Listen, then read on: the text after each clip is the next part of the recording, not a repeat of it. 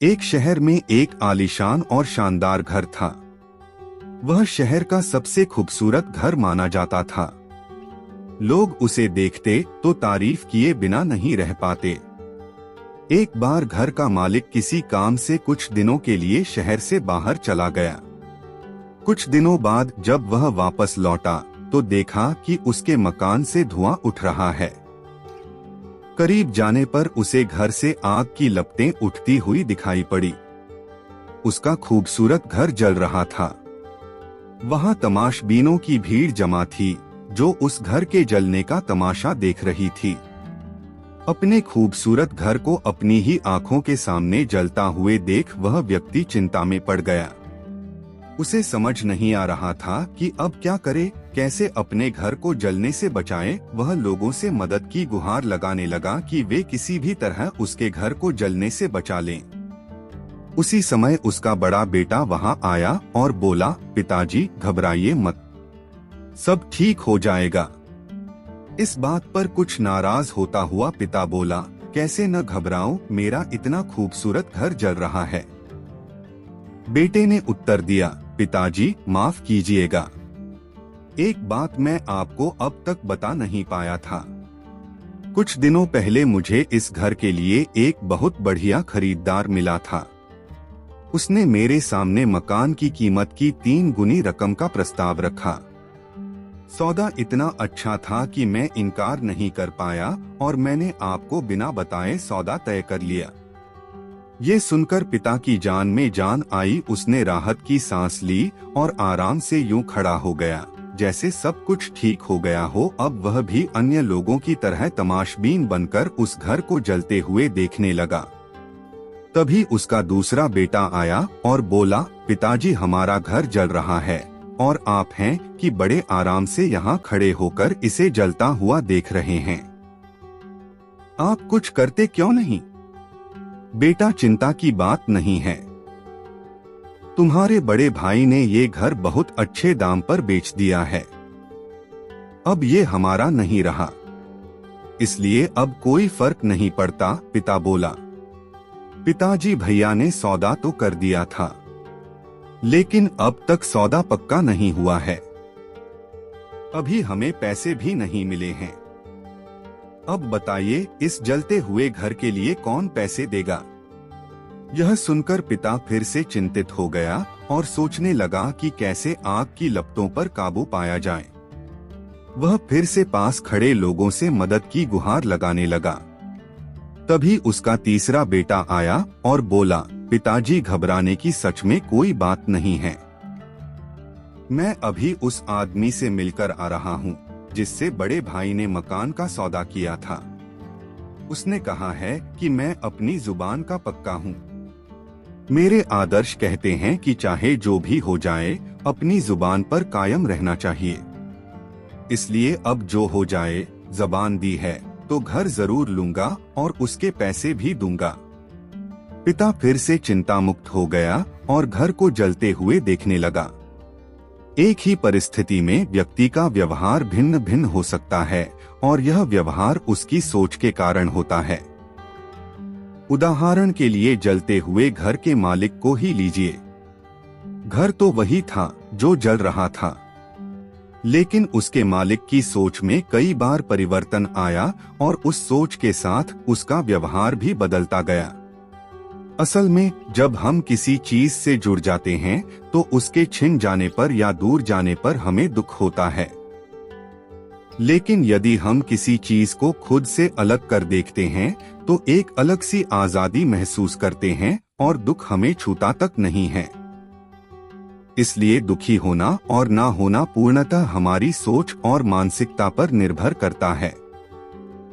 सोच पर नियंत्रण रखकर या उसे सही दिशा देकर हम बहुत से दुखों और परेशानियों से न सिर्फ बच सकते हैं बल्कि जीवन में नई ऊंचाइयां भी प्राप्त कर सकते हैं। एक आदमी मंदिर में सेवक था। उसका काम मंदिर की साफ सफाई करना था। भक्तों और श्रद्धालुओं द्वारा दिए गए दान में से थोड़ा बहुत उसे मंदिर के पुजारी द्वारा दे दिया जाता। इसी से उसकी गुजर बसर चल रही थी। वह अपनी जिंदगी से बहुत परेशान और दुखी था।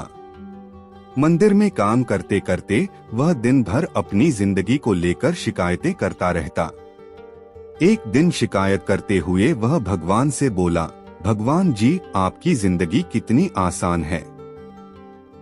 आपको बस एक जगह आराम से खड़े रहना होता है। मेरी जिंदगी को देखो, कितनी कठिन जिंदगी जी रहा हूं मैं। दिन भर कड़ी मेहनत करता हूं, तब कहीं 2 वक्त की रोटी नसीब हो पाती है। काश मेरी जिंदगी भी आपकी तरह होती। उसकी बात सुनकर भगवान बोले, तुम जैसा सोच रहे हो वैसा नहीं है। मेरी जगह रहना बिल्कुल आसान नहीं है। मुझे बहुत सारी चीजें देखनी पड़ती है, बहुत सी व्यवस्थाएं करनी पड़ती है। ये हर किसी के बस की बात नहीं है। भगवान जी, कैसी बात कर रहे हैं आप? आपका काम आसान ही तो है। आपकी तरह तो मैं भी दिन भर खड़े रह सकता हूँ। इसमें कौन सी बड़ी बात है? मंदिर का सेवक बोला। तुम नहीं कर पाओगे। इस काम में बहुत धैर्य की आवश्यकता पड़ती है। भगवान बोले, मैं जरूर कर पाऊंगा।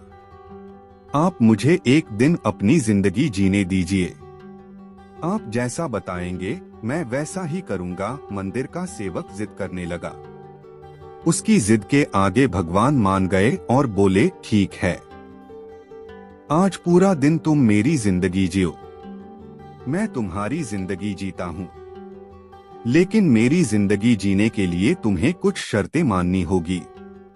मैं हर शर्त मानने को तैयार हूँ भगवान जी, सेवक बोला। ठीक है, तो ध्यान से सुनो। मंदिर में दिन भर बहुत से लोग आएंगे और तुमसे बहुत कुछ कहेंगे। कुछ तुम्हें अच्छा बोलेंगे तो कुछ बुरा। तुम्हें हर किसी की बात चुपचाप एक जगह मूर्ति की तरह खड़े रहकर धैर्य के साथ सुननी है और उन पर कोई प्रतिक्रिया नहीं देनी है। सेवक मान गया।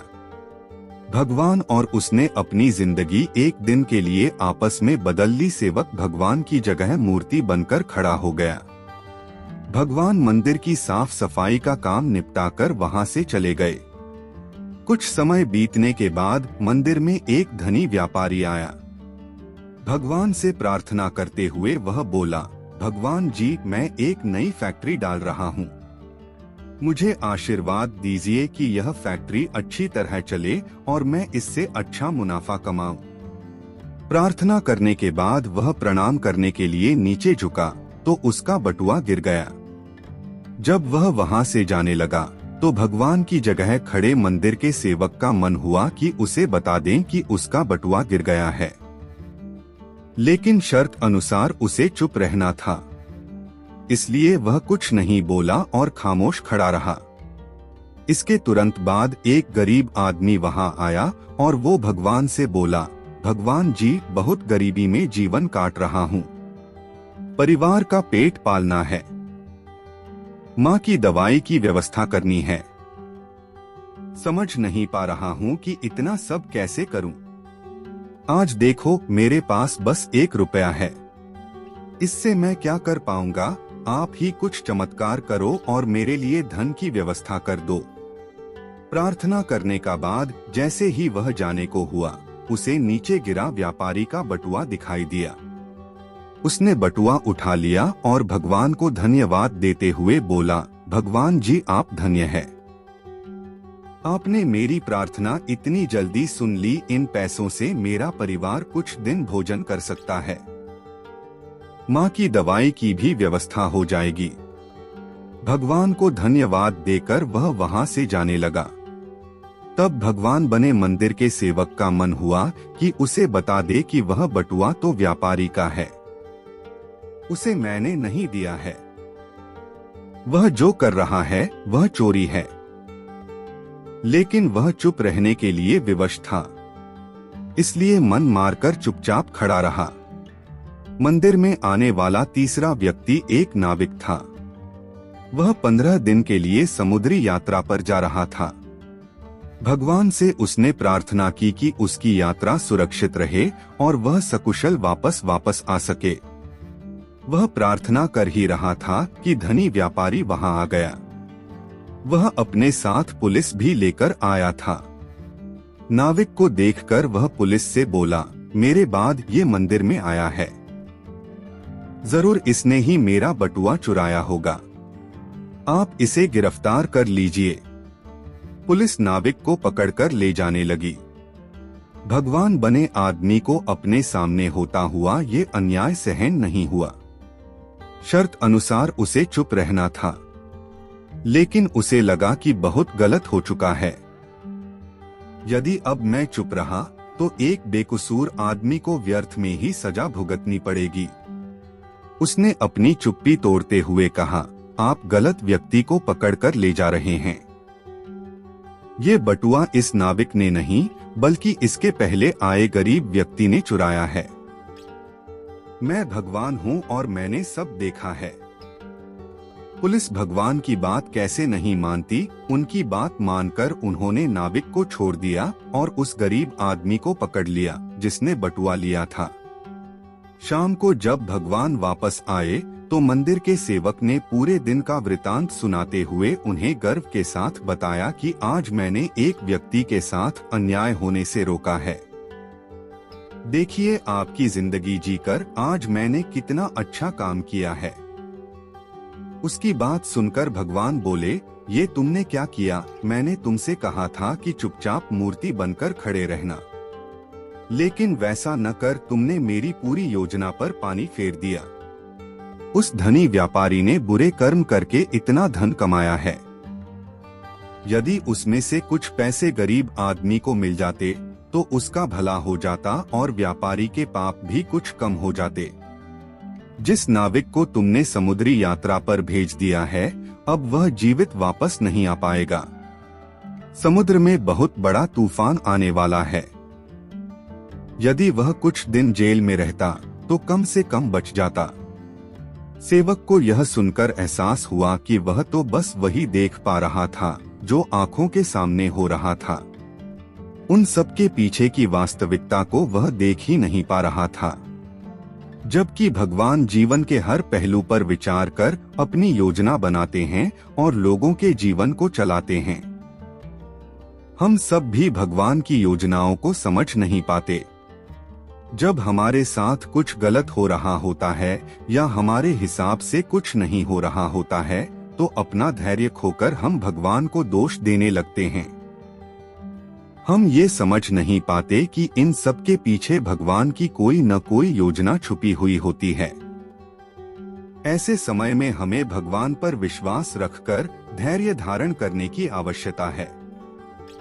इसलिए चिंता न करें। यदि आपकी मर्जी से कुछ नहीं हो रहा तो इसका अर्थ है कि वह भगवान की मर्जी से हो रहा है, और भले ही देर से ही सही, भगवान की मर्जी से सब अच्छा ही होता है।